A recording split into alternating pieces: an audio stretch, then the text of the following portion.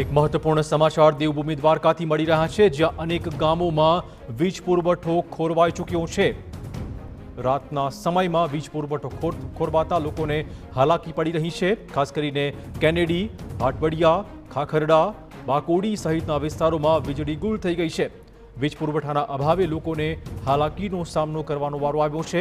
PGVCL કચેરીએ કલ્યાણપુર તાલુકા પંચાયતના પ્રમુખના પ્રતિનિધિ રજૂઆત માટે પહોંચ્યા હોવાના પણ સમાચાર છે।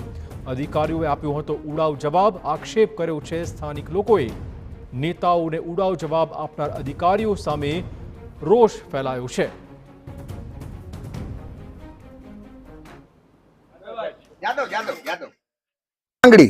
ગાંગડી કે એવું કંઈક ગામનું નામ છે।